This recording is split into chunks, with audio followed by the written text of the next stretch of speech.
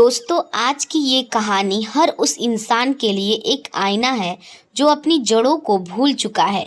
क्या आप सोच सकते हैं कि जिस माँ ने अपनी देह से रक्त पिलाकर आपको सींचा, वही माँ एक दिन आपके लिए रद्दी के सामान की तरह बोझ बन जाए। आज की ये घटना शहर के सबसे बड़े बंगले की है, जहां बाहर महंगी गाड़ियां खड़ी थी पर अंदर की एक माँ की ममता की नीलामी हो रही थी। इस कहानी को अधूरा मत छोड़िएगा, क्योंकि इसका अंत आपके जीवन को देखने का नजरिया बदल देगा।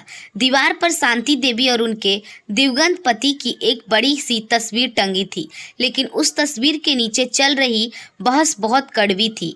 बड़ा बेटा अविनाश घड़ी देखते हुए बोला, देखो मेरी बिजनेस मीटिंग होती है, घर में विदेशी मेहमान आते हैं। माँ का इस तरह पुराने कपड़े में घूमना और बात बात पर टोकना मुझे शर्मिंदा करता है।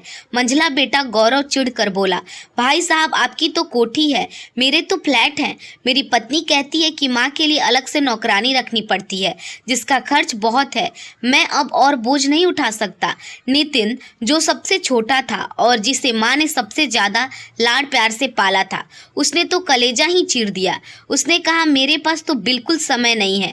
मैं माँ को अनाथालय के फॉर्म भरवाने ले जा रहा हूँ, वही उनकी उम्र के लोग मिलेंगे। शांति देवी अपने कमरे के कोने में एक फटी हुई चटाई पर बैठी सब सुन रही थी।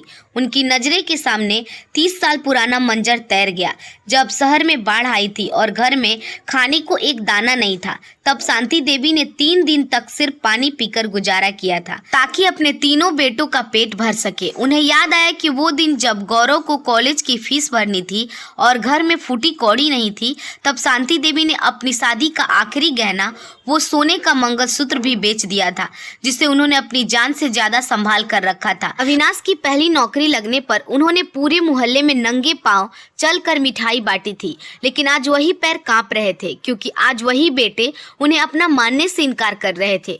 हॉल में सन्नाटा छा गया जब शांति देवी धीरे धीरे चलते हुए बाहर आई। उनके चेहरे पर कोई गुस्सा नहीं था, बस एक अजीब सी शांति थी। उनके हाथ में एक पुराना जंग लगा लोहे का संदूक था। उन्होंने कहा, बेटो, मुझे अनाथालय जाने से कोई ऐतराज नहीं है, लेकिन तुम्हारे पिता ने मरते समय मुझसे कहा था कि जब मेरा अंत समय करीब हो तो ये संदूक तुम तीनों को सौंप दूं।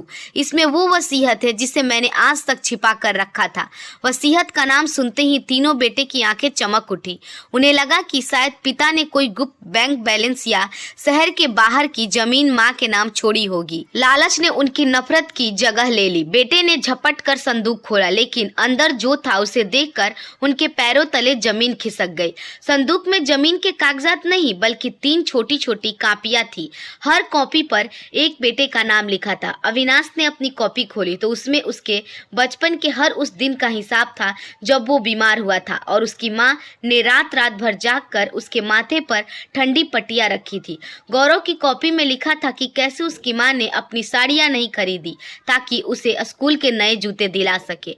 और नितिन की कॉपी में एक छोटी सी चिट्ठी थी, बेटा, तू कहता है कि तेरे पास समय नहीं है, पर क्या तुझे याद है जब तू छोटा था तो तू मेरी साड़ी का पल्लू पकड़े बिना सोता नहीं था। संदूक के सबसे नीचे माँ की वो फटी हुई साड़ी रखी थी, जिसे पहनकर उन्होंने इन तीनों का पाल पोसकर बड़ा किया था। माँ ने कहा, मेरा हिसाब तो तुम कभी नहीं चुका पाओगे, पर कम से कम इस फटी साड़ी को संभाल कर रखना, ताकि तुम्हें याद रहे कि तुम कहाँ से आए हो। माँ अपनी पोटली उठाकर दरवाजे के बाहर निकल गई। तीनों बेटे वही जमीन पर बैठकर फूट फूट कर रोने लगे, पर अब बहुत देर हो चुकी थी। दोस्तों, माँ की दुआएं रास्ता बदल देती है, लेकिन माँ की आहें बस्तियां उजाड़ देती है। अपने माता पिता का सम्मान करें, इससे पहले कि वो आपसे दूर चले जाएं। दोस्तों, आज की यह कहानी शहर के एक आलीशान बंगले की है, जहाँ 3 अमीर बेटे ने अपनी बूढ़ी माँ को घर से निकालने का फैसला किया, लेकिन माँ ने जाते जाते अपने 3 बेटों को रिश्तों का सबक दे दिया। दोस्तों, आपको इस माँ की दर्दनाक कहानी कैसी लगी कमेंट में जरूर बताइएगा, और हमारे वीडियो को लाइक और चैनल को सब्सक्राइब जरूर कीजिएगा। धन्यवाद।